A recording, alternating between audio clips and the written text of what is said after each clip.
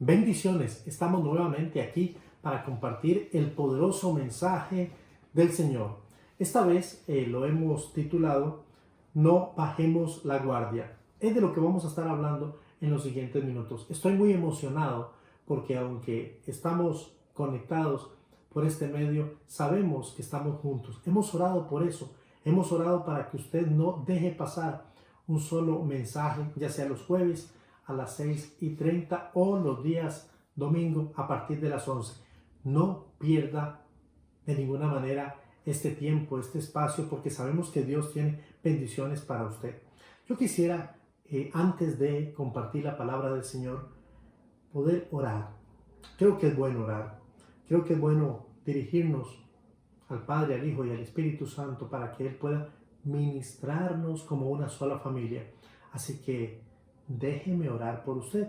Recuerde, hay que tener la Biblia cerca, pero sobre todo tener el corazón abierto y la mente también dispuestos juntos para recibir el glorioso mensaje de la palabra. Vamos a orar.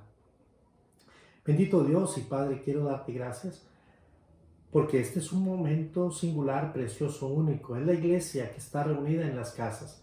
Mientras nosotros estamos aquí como congregación, hay cientos de iglesias, hay miles de iglesias alrededor del mundo haciendo lo mismo, usando la tecnología, usando los medios para poder pregonar la poderosa palabra de Dios, el poderoso mensaje de la palabra de Dios. Nosotros somos una de las tantas iglesias que se suma y yo quiero que tú me des la oportunidad de poder hablar a la congregación que conozco. Y si hay alguien que también está conectado y es uno de esos amados invitados, que también se sirva de la administración de la palabra. Muchas gracias por tu fidelidad. Gracias por darnos la vida. Gracias por darnos la oportunidad de estar aquí frente a una pantalla, frente a un dispositivo, para darte honra, gloria y honor al único, al Santo de Israel. Y mientras lo hacemos, Señor, no queremos bajar la guardia. Sabemos que esta es una carrera no tanto de velocidad, sino de resistencia. Así que en tu nombre, más el poder del Espíritu Santo, sabemos que esta oración tiene la oportunidad de llegar hasta ti, Padre, dándote la honra y la gloria. Oramos de esa manera, en el poder del Espíritu Santo y en el nombre de Cristo Jesús. Amén y amén. Muy bien, amados, no bajemos la guardia. Eso fue lo que el Señor puso durante esta semana en mi corazón, pensando en cada uno de ustedes, pensando en la gente que Dios me ha permitido afectar y pastorear, y pensando en esa gran nube de amigos y conocidos familiares que también accesan a esta interesante red y nos escuchan, y también nos ponen allí de vez en cuando alguna frase que nos anima y que nos dice: te estamos oyendo, estamos escuchando la palabra de Dios. Muy bien, entonces vamos a iniciar diciéndoles muy rápidamente que en nuestro idioma, que es el español, tenemos dos expresiones comunes, pero son opuestas. Mire lo que dije, son dos expresiones comunes, las usamos frecuentemente, pero tanto la una como la otra son completamente opuestas. La primera es en guardia, esa es la primera expresión, y la segunda es bajar la guardia. La primera se refiere a estar alerta, estar atentos. Es como decir estar, disculpen, como dicen los colombianos, estar pilas. Ellos usan esta frase. Nosotros, los costarricenses y los que vivimos en este país, decimos estar pellizcado. Eso es, estar chispa, ser una persona atenta a cualquier situación que pueda venir de pronto. Estar en guardia. Eso es lo que comunica esta frase. La segunda frase, bajar la guardia, es más bien relajarse. Me gusta esa palabra. Bajar la guardia, relajarse, es despreocuparse, es decir, aquí no va a pasar nada, o no poner atención tal vez a los peligros que de pronto pueden estarnos rodeando. Ambas frases son sumamente comunes, pero son frases con sentidos opuestos por completo. Lo que nosotros no debemos olvidar de ninguna manera es que un buen guerrero nunca baja la guardia. Hoy tenemos una historia preciosa. Tenemos la bendición de alimentarnos de la palabra de Dios. Esta historia es una historia que he leído anteriormente y a lo mejor la he compartido con algunos de ustedes. Sin embargo, hoy Dios pone una palabra, un argumento fresco como es la palabra, siempre viva y fresca. Aquí también vamos a encontrar un poquito de sentido tanto al título como a lo que he mencionado. No bajemos la guardia. Escuche, eso quiero que lo tenga presente mientras yo estoy desarrollando este mensaje que es para usted. No bajemos la guardia. Aquí el sentido de no bajemos la guardia o de no bajar la guardia va a cobrar mucha relevancia cuando usted entienda y luego puede escuchar la historia que voy a leer. Y creo que va a cobrar relevancia para nuestro momento histórico, o sea, nuestro aquí y nuestro ahora. Hoy es un día donde los medios, donde las autoridades, donde el gobierno, donde el mundo entero nos está diciendo no baje la guardia, no bajemos la guardia. Quiero analizar el contexto del pasaje. Yo voy a estar centrado en el capítulo 17 del libro de Éxodo.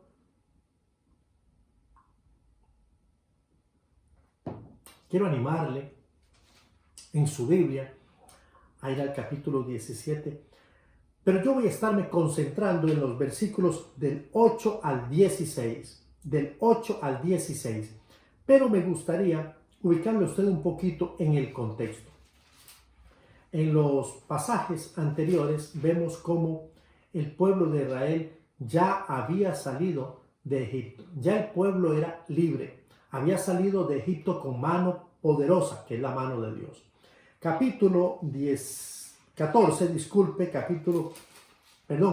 13, verso 17. Y luego que Faraón dejó ir al pueblo, Dios no los llevó por el camino de la tierra de los filisteos, que estaba cerca, porque dijo Dios, para que no se arrepienta el pueblo cuando vean la guerra y se vuelvan a Egipto. O sea, ya Dios sabía que el pueblo enfrentaría guerra. Entonces lo llevó por otro camino para que cuando viesen la guerra no se arrepintieran y tuvieran ganas de volver atrás, volver a Egipto. En el capítulo 14 vemos al pueblo ya saliendo y cruzando el Mar Rojo. Esto es sumamente interesante porque es una historia clásica. Moisés se permitió ser el instrumento por parte de Dios para abrir las aguas se abrieron en dos y el pueblo pasó en seco. Esto es hermoso. Es uno de los actos portentosos de Dios a través de la historia. Luego el pueblo continuó su camino y hay varios incidentes allí interesantes, entre ellos cuando ellos llegaron a un lugar para tomar agua y el agua era amarga. Es el agua amarga de Mara. Y luego el Señor hace un milagro interesante, bonito, endulza el agua y es otro sermón.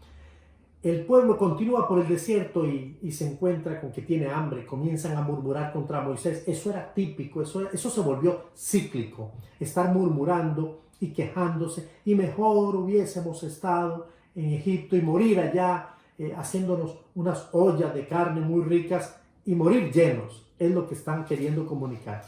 Pero Moisés siempre clamaba a Jehová y Jehová respondía. El pueblo había salido ya de Egipto. Cuando llegaron al desierto de Sin, acamparon en un lugar llamado Refidim, que no se ubica realmente, no hay registro histórico de dónde quedaba ese lugar específicamente, pero allí se dieron cuenta de que no había agua, y recuerde que el agua es el líquido vital, y al no haber agua probablemente lo que seguía era la muerte. Entonces Moisés, al ver la indisposición del pueblo, Moisés se preocupó, clamó a Jehová. Jehová le dio una instrucción y le dijo: golpea la peña que estaba en Horeb, y de allí va a salir agua. Moisés lo hizo y ¿saben qué pasó? El milagro se dio. Ese es el contexto que antecede a los versículos que vamos a estar utilizando en esta hermosa ocasión. Con este rápido resumen, yo quisiera que ustedes me acompañen ahora y hagamos una lectura a estos 8 versículos.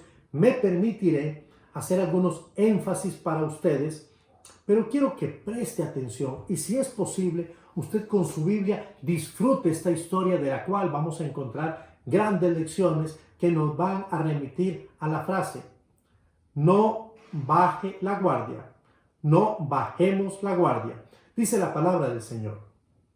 Estoy en el capítulo 17, verso 8. Entonces vino Amalec y peleó contra Israel en Refidim. Y dijo Moisés a Josué: escógenos varones y sal a pelear contra Amalec. Mañana yo estaré sobre la cumbre del collado y la vara de Dios en mi mano. E hizo Josué como le dijo Moisés, peleando contra Amalec. Y Moisés y Aarón y Hur subieron a la cumbre del collado. Versículo 11. Y sucedía que cuando alzaba Moisés su mano, Israel prevalecía. Pero dice la palabra, más cuando él bajaba su mano, prevalecía Amalec. Verso 12. Y las manos de Moisés se cansaban, por lo que tomaron una piedra y la pusieron debajo de él, y se sentó sobre ella. Y Aarón y Hur sostenían sus manos, el uno de un lado y el otro del otro. Así hubo en sus manos firmeza hasta que se puso el sol. Y Josué deshizo a Amalec y a su pueblo a filo de espada. Y Jehová dijo a Moisés: escribe esto para memoria en un libro.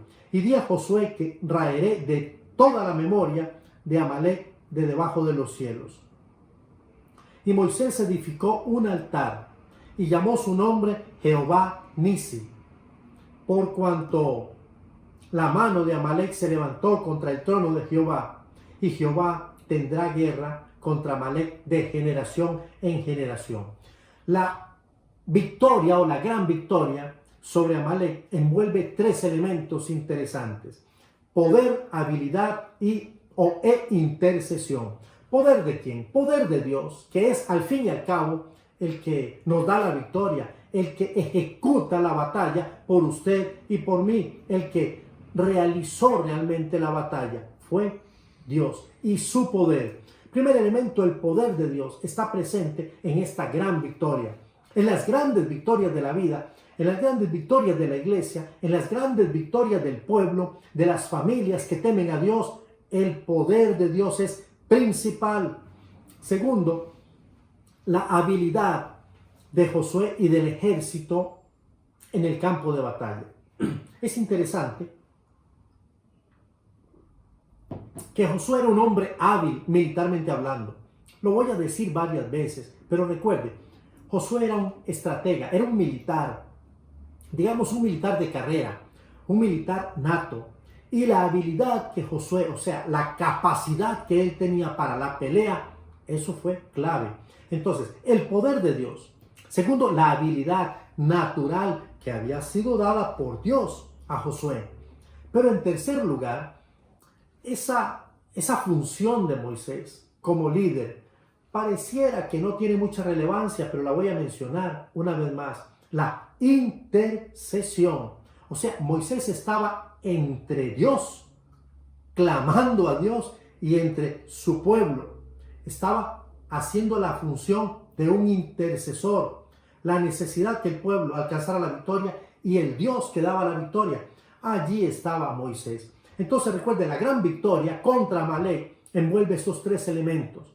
Recuerda, el primero, poder de Dios. El segundo, la habilidad que tuvo Josué para poder pelear contra Amalec y sus hombres, su ejército en el campo.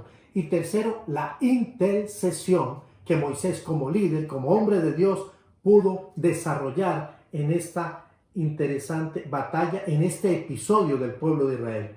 Dios pudo haber mandado ángeles, pudo haberlo hecho, Dios pudo hacerlo de muchas maneras, discúlpenme, pero así como Dios abrió el mar y envió plagas, Él pudo haberlo hecho solamente con su palabra. Él es Dios creador, es Dios todopoderoso. Pero a Dios le plació en esta ocasión utilizar seres humanos, hombres y mujeres, para poder desarrollar una victoria muy interesante, la victoria contra Amalec. No olvide, la victoria contra Amalec. ¿Qué tuvo que hacer Josué? ¿Qué tuvo que hacer Moisés? ¿Y qué tuvo que hacer Dios? Cada uno hicieron una parte importante en esta batalla. Y Dios está haciendo cosas. Y Dios nos está usando a nosotros y nos está demandando también que podamos hacer nosotros cosas. Josué y su ejército tenían que hacer algo. ¿Sabe qué? Confiar. Confiar. Aquí se necesita fe. Y no podemos confiar en algo que no conocemos. No podemos confiar en algo que no existe de alguna manera para nosotros. Pero cuando uno se da cuenta que Dios es real y que Dios existe, uno puede confiar en Dios. Cuando los actos portentosos del pasado, la historia de Dios me demuestra que Él es real, yo puedo confiar en Dios. ¿Puede usted confiar en Dios? Josué solamente debía confiar en Dios y luego luchar. Confía en Dios y luego luchar. ¿Qué tenía que hacer Moisés, Aarón y Hur?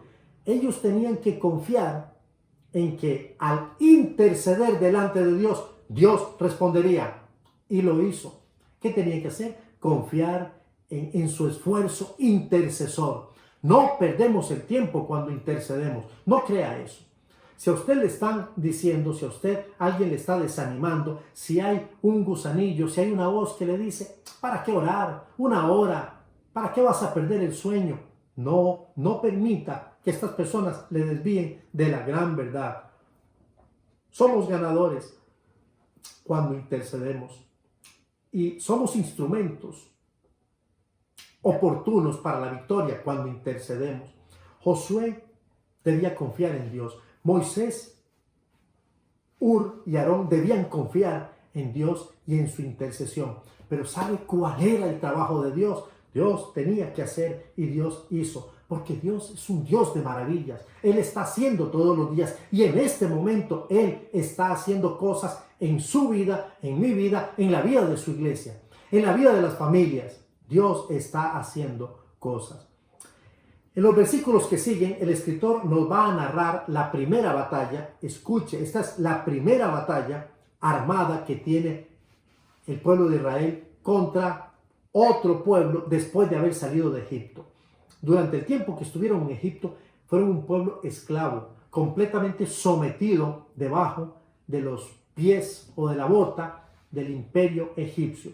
Llegaron a ser literalmente esclavos. Casi que su esclavitud o el periodo en el que estuvieron en Egipto fueron 450 años. Creo que es bastante tiempo. Bastante tiempo para una situación de esclavitud. Sin embargo, aquí vamos a ver muchas lecciones para la vida cristiana. Lecciones que son actuales, vigentes, que si usted se apropia de ellas va a ser de gran bendición para su vida. La pregunta que nos va a ayudar a desarrollar este mensaje es la pregunta que he construido de esta manera. Es una pregunta que yo creo que puede llevarnos a una aplicación presente. La pregunta es, ¿cuáles son los pasos que siguió Israel, o sea, el pueblo de Dios, para obtener la victoria? ¿Habían pasos? ¿Había alguna fórmula? Bueno, yo no voy a hablar de fórmulas, pero analizando el texto, yendo versículo por versículo, me doy cuenta de que sí hubo una cantidad de pasos. En esta ocasión yo quisiera mencionar 5 pasos. Vamos a ver si podemos mencionar los 5. O 5 acciones que le dieron al pueblo de Israel la posibilidad de obtener la victoria. ¿Está listo para seguirme? Muy bien. Aquí vamos. El primer paso que pudo ayudar al pueblo a obtener la victoria, y estoy seguro que también puede ayudarle a usted a obtener victoria sobre cualquiera que sea su pelea, su lucha, su guerra, la guerra de la iglesia, la guerra de nuestro mundo actual. El primer paso, aceptar que en nuestro peregrinaje por la vida el enemigo está presente. ¿Escuchó? Debemos aceptarlo. Debemos de aceptar la realidad. El enemigo está presente, lo que significa que usted y yo ya estamos en guerra. Así es, aunque usted no quiera, estamos en guerra. Dice la palabra del Señor en Efesios capítulo 6 a partir del verso 10, fortaleceos en el Señor y en el poder de su fuerza. Y luego continúa diciendo, porque nuestra lucha o vuestra lucha, su lucha y la mía, no es contra carne y sangre, sino contra las potestades de maldad en los lugares celestiales. O sea, si hay una guerra y si hay un enemigo, entonces es importante, es imperativo, es vital. Tiene que entenderlo hoy y aceptarlo, asimilarlo. La iglesia tiene que asimilarlo. La familia tiene que asimilarlo. La esposa tiene que asimilarlo. El esposo tiene que asimilarlo. Los hijos tienen que asimilarlo. Y también los padres. Aceptar que en nuestro peregrinaje por la vida el enemigo está presente. Dice el texto, entonces vino Amalek y peleó contra Israel. Esto no era un juego. No era el jueguito de las pistolas o al escondido. Y el que sale primero dispara y el que dice, te maté, gana. No, esto no era un juego. Esto es real. Dice la Biblia que Amalek peleó contra Israel. Hay varias cosas que yo quiero compartir con ustedes. Y la primera es responder a la pregunta, ¿quién es Amalek? Bueno, Amalek en primera instancia es el enemigo. Es un enemigo natural de Israel. Y él vino para pelear. A eso vino, no vino a jugar, vino a pelear. La Biblia dice que el diablo anda como león rugiente, buscando a quien devorar. Y era lo que pretendía precisamente Amalek y su pueblo, los amalecitas. Ellos vinieron contra el pueblo de Dios. Esto nos remite a un contexto de guerra. Y en la guerra hay muerte. Y en la guerra hay pestilencia. ¿Se da cuenta de lo que estoy hablando? Ahora están frente a los amalecitas. Muy bien, me di la tarea de buscar, investigar quiénes eran los amalecitas. Y los amalecitas eran una tribu que se menciona por primera vez durante el tiempo de Abraham, en Génesis 14:7. No voy a leer el texto, pero allí se menciona por primera vez. Luego, en Números 24:20, se hace referencia a ellos como cabeza de naciones. Pero algo que a lo mejor nos puede sonar un poquito más familiar es que los amalecitas estaban íntimamente relacionados con Esaú. ¿Recuerda usted de Esaú, el hermano de Jacob, que eran hermanos gemelos? Bueno, pues Esaú, el que le vendió la primogenitura a Jacob, era el abuelo de Amalek. Entonces Amalek era nieto de Esaú. Pero era muy distinto a los edomitas, porque los descendientes de Esaú eran los edomitas. Y aunque los dos descienden del mismo hombre, eran completamente diferentes. Edom llegó a tener también pleito, camorra con el pueblo de Israel, pero eran diferentes. Los amalecitas eran sumamente diferentes. La palabra Edom significa rojo. ¿Recuerda usted el guisado que le dio Jacob a Esaú? Y también se hace mucha relación con la arena de ese desierto, del desierto de la época donde era el contexto de Esaú y de Jacob. Era una arena rojiza. Entonces a Esaú lo bautizaron como Edom y a sus descendientes los edomitas. Pero volvamos a los amalecitas. ¿Quiénes eran los amalecitas? Descendientes de Esaú. Pero este pueblo era sumamente traicionero. Aquí quería llegar. No solamente eran los enemigos naturales de Israel, sino que eran traicioneros, no peleaban de frente. ¿Sabe a quién me hace recordar este enemigo? Sí, al mismo que usted está pensando, que nos ataca por detrás, es traicionero. Nuestro enemigo es traicionero y va a buscar los puntos más débiles de las familias, de la iglesia, del mundo. Su punto débil, mi punto débil.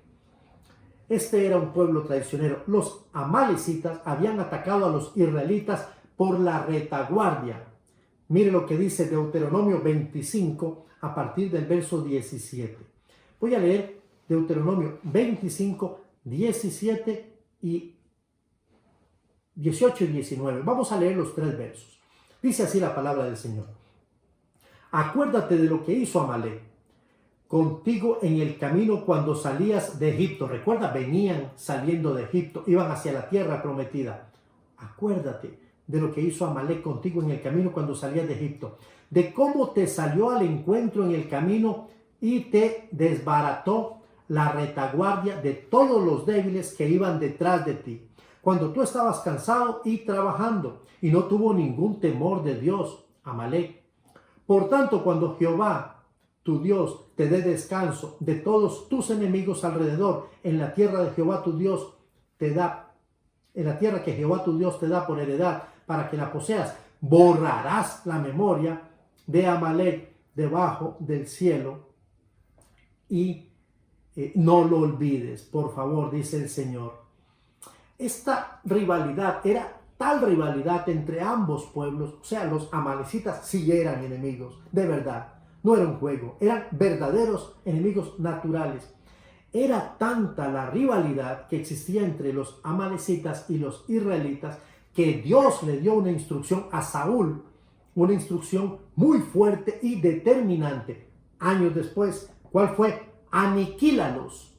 Es un pasaje muy controversial, pero sumamente interesante cuando usted conoce la historia de dónde venía esta situación. Primero de Samuel, capítulo 15, versos 2 y 3, nos dice la Biblia: Dios le dijo al rey Saúl: yo castigaré lo que hizo Amalek. ¿Recuerda? ¿No recuerda? Ok. Mire lo que dice el texto. Yo castigaré lo que hizo Amalek a Israel al oponérsele en el camino cuando subía de Egipto. Pues ve y hiere a Amalek y destruye todo lo que tiene y no te apiades de él. Mata a los hombres, a las mujeres, a los niños y aún los de pecho, vacas, ovejas, camellos y asnos. O sea, desaparécelo por completo. Borra su nombre. Usted conoce la historia. Esto no fue lo que hizo Saúl. Y Saúl perdonó al rey de Amalek. Es una historia interesante. Pero lo que quería llamar su atención era el grado de enemistad que tenían. Era un verdadero enemigo. Muy bien, el pueblo acaba de pasar un momento sumamente difícil. Había llegado a Oreb, no habían encontrado agua, se habían molestado con Moisés, le hicieron un espectáculo a Moisés y le dijeron: ¿te diste cuenta, Moisés, nos traes aquí? Moisés va al Señor, el Señor responde, le da la instrucción a Moisés de golpear la peña y de pronto se hace el milagro. Y ahora se encuentran en una guerra, después de haber pasado ese momento, que era un momento difícil, y que hubo bendición de parte de Jehová, ahora se encuentran de pronto en medio de una guerra. ¿Qué es lo que quiero llamar su atención? Lo que quiero llamar su atención es que esta guerra no fue planificada, no fue anunciada, sino que les tomó por sorpresa. O sea, de pronto, de repente, en el momento en que ellos menos lo pensaban, el enemigo ya estaba en medio de ellos, ya estaban en guerra. Y ahora se encuentran en una guerra que los toma por sorpresa. El primer paso para obtener la victoria es aceptar que en nuestro peregrinaje el enemigo está presente. El segundo paso que debemos tener claro para alcanzar la victoria es que debemos tener una estrategia o un plan definido para la pelea. ¿Tiene usted un plan? ¿Tiene usted una estrategia? Recuerde, estar en guerra es un asunto nada más de abrir y cerrar los ojos, porque el enemigo es real. Dice la Biblia: y dijo Moisés a Josué: escógenos varones y sal a pelear contra Amalek. Mañana yo estaré en la cumbre del collado y la vara de Dios en mi mano. Aquí hay cosas interesantísimas, valiosísimas. Usted tiene que escucharlas.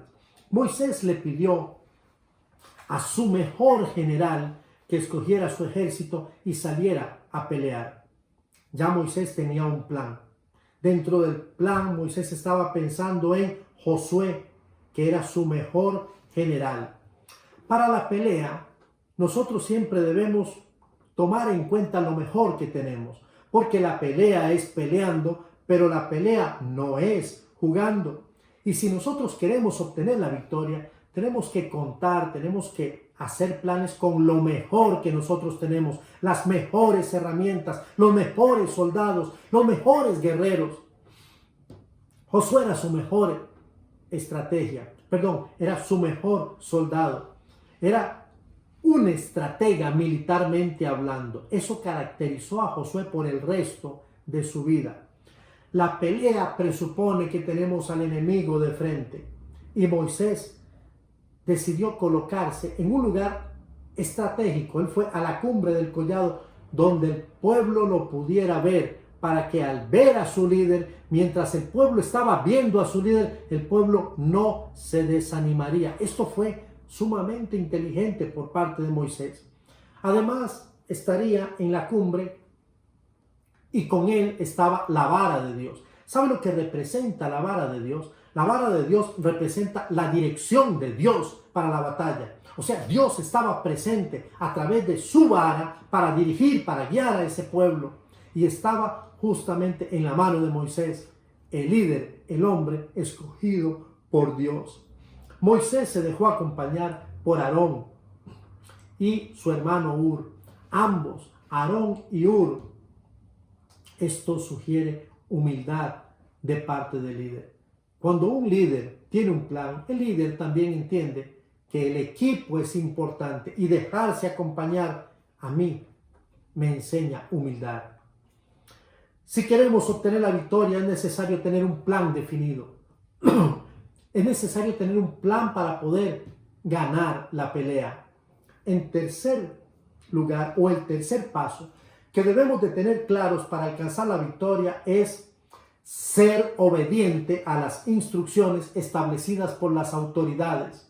Sí, así como lo escuchó. Usted quiere ganar esta pelea, usted quiere ganar esta batalla, usted tiene que escuchar lo que le estoy diciendo. Usted debe de ser obediente a las instrucciones establecidas por las autoridades. Dice la palabra del Señor en el verso 10. E hizo Josué como le dijo Moisés, peleando contra Amalec. Y Moisés y Aarón y Hur subieron a la cumbre del collado. Ok, Moisés le dio una instrucción a Josué. Josué era un excelente estratega militar, pero Moisés era el líder establecido por Dios. Si usted me preguntara quién habría sido mejor guerrero, yo le diría, con el poco conocimiento bíblico, Josué. Josué era un hombre de guerra, era un estratega, era un militar, pero Moisés, recuerde, era el líder establecido, puesto por Dios. Y Josué obedeció a Moisés, se sometió a su autoridad. Yo no sé si esta estrategia, si este plan, convenció a Josué. De pronto Josué iba por allí rumiando y diciendo, a mí no me parece, yo no creo que, es que como Moisés me ha dicho, me ha pedido, escoge pues, y él se va, que yo no sé qué había en la mente y en el corazón de Josué. Lo que sí sé es lo que la Biblia dice. Dice la Biblia que hizo Josué como le dijo Moisés. Eso se llama obediencia. Y la obediencia a las autoridades que Dios ha establecido siempre nos va a traer bendición. ¿Escuchó? Siempre nos va a traer bendición. Y Josué había obedecido. Si queremos obtener la victoria, es necesario tener claro quién es el líder puesto por Dios y obedecerle. No importa si el líder no es de nuestro gusto, no es el líder que nosotros hubiésemos imaginado o querido o deseado, pero si es el líder puesto por Dios, y usted puede dar fe y su espíritu puede dar fe, porque el Espíritu Santo le dice a su espíritu, es el líder, es el hombre de Dios, hay que obedecer a las autoridades puestas por Dios si queremos obtener la victoria en esta guerra que no pedimos, pero es real, existe, y un enemigo natural que no cesa. El cuarto paso que debemos tener claro para alcanzar la victoria es contar con el apoyo de nuestros líderes. Sí, contar con el apoyo que nos pueden brindar nuestros líderes, que en síntesis sería nuestro equipo de trabajo. Dice la palabra del Señor en el verso 12, sí, yo sé que me brinqué el 11, pero dice la palabra del Señor en el verso 12, y las manos de Moisés se cansaban, por lo que tomaron una piedra y la pusieron debajo de él, y se sentó sobre ella, y Aarón y Hur, uno a cada lado, sostenían sus manos. Dice la Biblia literalmente, el uno de un lado y el otro del otro. Así hubo en sus manos firmeza hasta que se puso el sol. ¿Sabe por qué las manos de Moisés se cansaban? Porque Moisés era un hombre completamente humano. Eso probaba la humanidad de Moisés. Los líderes necesitamos una plataforma sólida para realizar nuestra tarea. Sí, eso dije, una plataforma sólida. Cuando la plataforma no está, el líder puede caer. Y cuando el líder cae, está la posibilidad de que muchos también puedan caer y pueda dañarse el testimonio y sobre todo la pelea, la guerra o por lo menos la batalla se pierde. Los líderes necesitan una plataforma sólida para realizar esta tarea. Y esa plataforma tiene que ser física y además una plataforma espiritual en los dos sentidos. Y aquí el que tiene oídos para oír, oiga lo que el Señor le está diciendo a su pueblo. Entonces pusieron una piedra debajo de Moisés y Aarón y Hur, ambos que estaban allí para hacer un trabajo específico, ser equipo de Moisés, sostenían las manos de Moisés con firmeza. Sus manos se mantuvieron hasta que se puso el sol. Aarón y Hur estuvieron para hacer equipo con Moisés. Gloria a Dios por el equipo que Dios ha puesto a nuestro alrededor. Este trabajo en equipo es sumamente vital. Este trabajo en equipo es un trabajo trascendental. Moisés no hizo otra cosa más que poner en evidencia su humanidad y dejarse ayudar. ¿Queremos obtener la victoria? Entonces tenemos que tener claro que el líder puesto por Dios no puede hacer su trabajo, no lo podrá hacer en un 100% si no cuenta con un equipo diligente, con iniciativa y atento para los momentos donde él desfallece o se canse. Sí, amados. El quinto y último paso que debemos tener claro para alcanzar la victoria tiene que ver con el título de este mensaje. Claro, el quinto paso es nunca bajar la guardia. No bajes la guardia, dice la palabra. Ahora sí, regresamos al verso 11. Y sucedía que cuando alzaba Moisés su mano, Israel prevalecía, o sea, entiéndase, avanzaba, iba adelante, ganando la batalla. ¿Cuándo? ¿Escuchó cuándo? Cuando Moisés alzaba su mano, la mano donde estaba la vara de Dios, dirigiendo la batalla con poder. Pero, ese más significa pero cuando él bajaba su mano, prevalecía Amalek. El enemigo ganaba espacio. Esto es precioso, sumamente interesante. Cuando Moisés alzaba las manos, Israel prevalecía, avanzaba, sobresalía, predominaba. Pero cuando Moisés bajaba las manos, entonces prevalecía Amalek. ¿Usted entiende esto? ¿Usted entiende esto? Quiere decir que la figura del líder es importante, el equipo es importante, el enemigo es real. Sí, todo esto que acabamos de decir es sumamente importante. No podemos pelear sin una estrategia. No podemos pretender hacer un trabajo eficiente si hay desobediencia, rebeldía, si cada uno hace las cosas a su manera. ¿Sabe por qué eso sucede también en nuestros días, en nuestro contexto? Dios ha puesto líderes y Dios, así como en el pasado, nos quiere ayudar a entender que tenemos un enemigo y es real. Y Él nos demanda que tengamos un plan, pero que también haya obediencia a la estrategia tomada, definida, establecida. Y necesitamos apoyarnos de los líderes que Dios ha puesto a nuestro alrededor. Siempre teniendo presente que quizá de lo más importante que yo quiero resaltar en esta ocasión es que nunca debemos bajar la guardia. Cuando Moisés subía las manos, avanzaban. Pero cuando Moisés bajaba la mano, entonces Amalek, el enemigo, el traicionero, venía en avance. Y ese era el juego que tenían. Quiero ayudarle un momentito con esta idea que a lo mejor para mí es muy clara. Yo no sé para cuántos de ustedes lo es. ¿Qué es bajar la guardia? Realmente, ¿qué es bajar la guardia? Es más fácil entender esta expresión si antes definimos la frase común, pero opuesta. Recuerda, estar en guardia. Estar en guardia es una expresión que se utiliza para decir que una persona está atenta.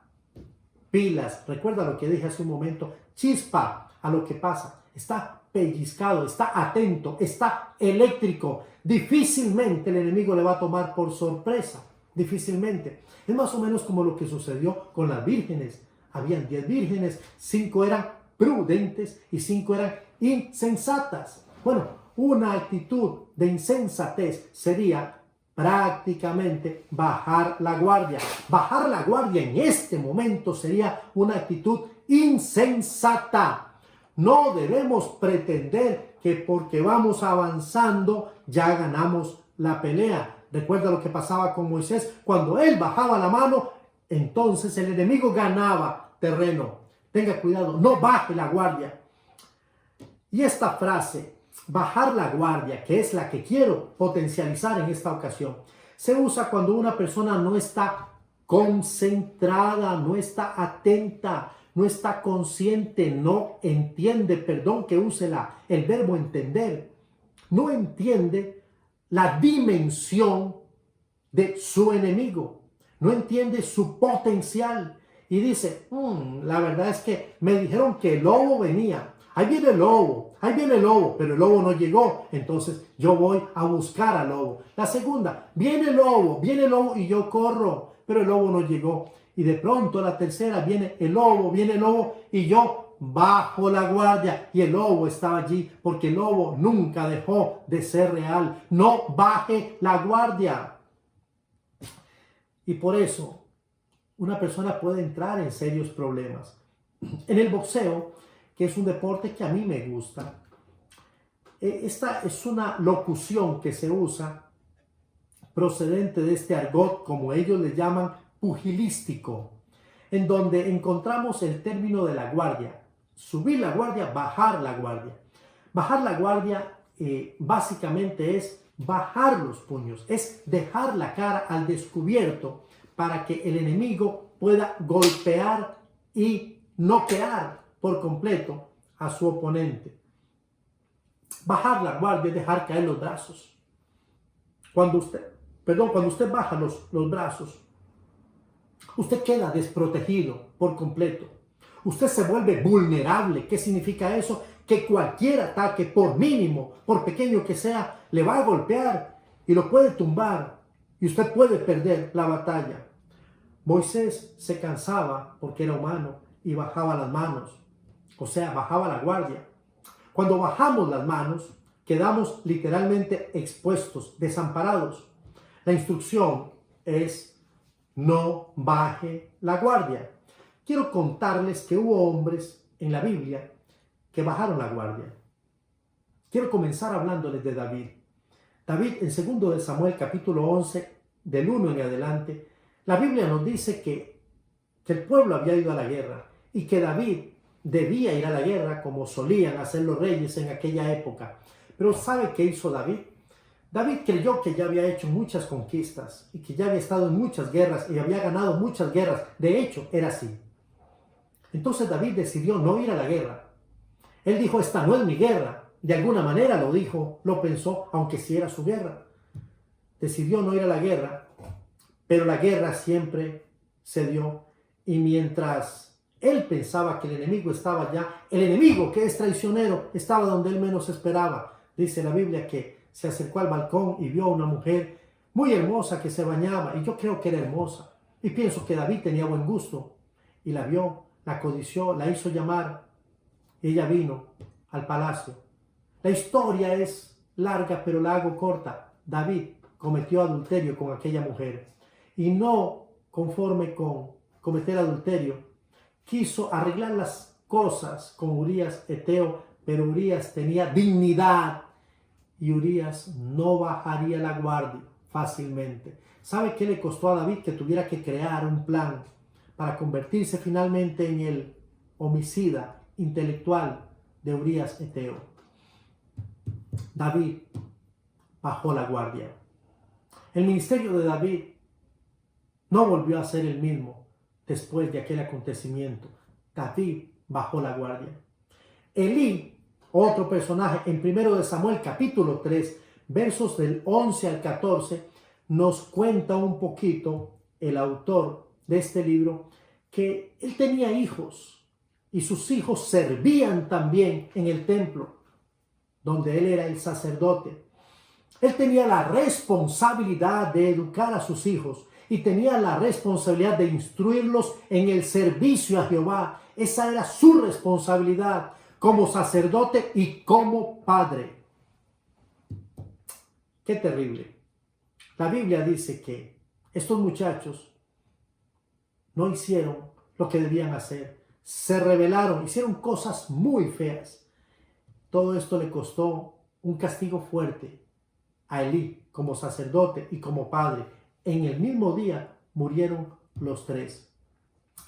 ¿Sabe lo que pasó con Elí? Elí bajó la guardia. Ezequías, una historia sumamente linda. Quisiera tener mucho tiempo para leerla, pero usted tiene su Biblia y yo le voy a contar que en 2 de Reyes, capítulo 20, del 1 al 6, nos cuenta lo que sucedió con el rey Ezequías. Ezequías se enfermó de muerte, pero él clamó al Señor y el Señor le extendió, le dio una prórroga de 15 años más. ¡Qué hermosa historia! Segunda de Crónicas nos la narra, es casi la misma historia, pero en 2 de Crónicas, capítulo 32 y verso 24, nos cuenta también que el rey se enfermó. Es la misma historia narrada en Crónicas. Se enfermó y el verso 25 nos enseña el cronista que después de haberse enfermado y recibido el favor de parte de Jehová, ¿sabe? Se enalteció. ¿Sabe lo que significa? Bajó la guardia. Más adelante dice que se arrepintió. Eso es cierto. Pero yo particularmente creo que Ezequiel pudo haber muerto con una flor en el ojal si no hubiese sido por su enaltecimiento. ¿Sabe por qué? Porque Ezequías bajó la guardia. Y un último personaje, Judas. Tal vez usted lo conozca. Judas, pero estoy hablando de Judas Iscariote. Después de haber estado con el maestro, después de haber llorado y de haber comido pan, peces, y de haber visto tantos milagros, un hombre que tuvo el privilegio de estar en uno de los seminarios más intensivos, 3 años y unos meses con Jesús. Qué experiencia más hermosa. Qué lindo debió haber sido ver la mirada de Jesús, amando a la gente, sanando a las personas. Pero un día, alguien le habló al oído y le ofreció unas monedas. Y él, atraído por el vil metal, vendió al maestro. Pudo haber terminado en los anales de la historia. Terminó, pero muy mal. ¿Sabe por qué? Porque él traicionó al maestro. ¿Y sabe por qué lo traicionó? ¿Sabe por qué él traicionó a Jesús, a su maestro? Porque bajó la guardia. Necesito concluir. No olvide que estamos en guerra. Esto es una verdad. Y aunque yo no lo dijera, no cambia el mensaje, no cambia la verdad. Estamos en guerra. Hoy estamos peleando contra el pecado, contra el mundo, contra nuestro carácter. Sí, mi carácter. Estamos peleando contra el sistema de cosas que nos lleva por un hoyo negro. Estamos peleando quizá con el pasado, con ese pasado que nos atormenta, que nos hace sentir culpables. Estamos peleando con nuestra impotencia, nos sentimos impotentes ante esta realidad. Quizá estamos peleando contra nuestra naturaleza o estamos peleando contra una pandemia que nosotros no solicitamos. Por esta razón es necesario, es oportuno y es vital que usted y yo aceptemos que nuestro enemigo es real, que nosotros tenemos, mientras vayamos por el peregrinaje de nuestra vida, un enemigo, y ese enemigo está aquí y es real y presente. Es necesario que tengamos una estrategia, un plan definido para poder contrarrestar a este enemigo. La Biblia nos da muchos tips, muchos consejos. Es necesario que seamos obedientes a las instrucciones establecidas por las autoridades, puestas por Dios, las autoridades eclesiásticas, las autoridades que Dios ha puesto en su vida para que usted le pueda rendir cuentas. Es necesario contar con el apoyo de los líderes. Pero sobre todas las cosas es necesario, por muchos argumentos que yo podría sumar, es vital, es urgente, no bajemos la guardia. Usted debe seguir orando, no bajemos la guardia. Sigamos orando, por favor, sigamos orando. El templo está cerrado, pero nosotros seguimos congregándonos, sí, por Facebook. No bajemos la guardia. Si a usted le han recortado su salario, las horas de trabajo, yo tengo pena y oro por usted. Pero hoy más que nunca usted debe ser fiel con Dios. No le robe a Dios. Siga siendo fiel a través de sus ofrendas. Sea fiel a Dios. Dios no le va a abandonar. Él lo ha prometido. ¿Cómo está el estudio personal de su Biblia? Mire, yo esperaría que con el tiempo que llevamos de cuarentena, ya por lo menos nos hayamos leído unos 2 o 3 libros de la Biblia. Pero yo quiero decirle, si no lo ha hecho, comience. Y si lo está haciendo, no bajemos la guardia. ¿Cuándo fue la última vez que usted dio testimonio de Jesús? Que usted habló a alguien de Jesús. Está bien, no importa. Yo le animo, no bajemos la guardia. ¿Cuándo fue el último día que usted hizo un altar familiar? Sí, con los suyos, allí orando, leyendo la Biblia. Por favor, no bajemos la guardia. Esta pandemia es un mensaje de parte de Dios. Yo lo creo. Pronto va a pasar. Pero por favor, recuerde, no bajemos la guardia. Quiero darle gracias por ser inteligente y tomar decisiones. Y yo quiero, por favor, que en este momento tome una decisión. Si usted sabe que ha bajado la guardia, yo quiero orar por usted. Y por favor, tome la decisión de volver a levantar sus brazos y ponerse en posición de pelea, porque el enemigo no está jugando. Quiero bendecirlo. Por favor, acompáñeme en esta oración. Padre, quiero darte gracias porque esta palabra ha sido predicada. Es una palabra que viene de ti. Es una palabra para tu iglesia. Tú le dices a la iglesia, al pueblo de Dios, a tus hijos, a las familias, a los sacerdotes, no bajes la guardia. Es probable que en algún momento nos hemos decidido a pensar que ya todo esto pasó y querramos bajar la guardia. Espiritualmente bajamos la guardia y físicamente también. Pero Señor, por favor, derrama un espíritu sobre nosotros de inteligencia, que podamos ser cautos y entender que la batalla aún no se ha ganado, pero vamos bien, vamos bien. Tú le dices a tu pueblo, no bajes la guardia. Con tu familia no bajes la guardia, con tus hijos no bajes la guardia, con tu esposo no bajes la guardia, con tu esposa no bajes la guardia.